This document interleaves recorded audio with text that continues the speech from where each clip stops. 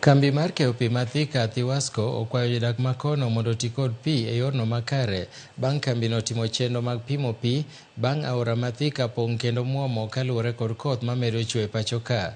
Direkta mar kambino Moses Kinya owacho ni chenro mag keyo pi odok chien kaluwore gi oula makoro chuno ni mondo mi gipim ne jodak go eko pi. Kata kamano oyango ni kambino timo maginyalo mar tieko pek makamano kendo ni gisechako chenro mamoko mag kedo kod midhiero makamano e kinde mabiro.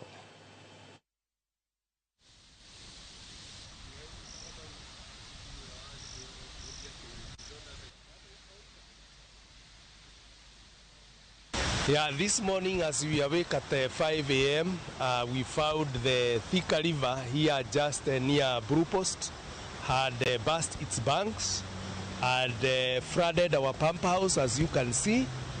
And fortunately, our operators were quick to switch off the power and move out to safety. And currently, all the pumps are switched off. They are submerged. They are under the water.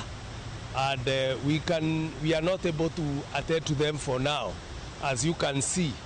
But we are making contingency measures. We are preparing ourselves by procuring new motors so that once the situation or the water resides, then we are able to reinstate supply. In the meantime, we request our customers in Thika water supply area to use the available water sparingly, as we shall enhance our rationing because we are currently producing only 66% of the water that we normally produce.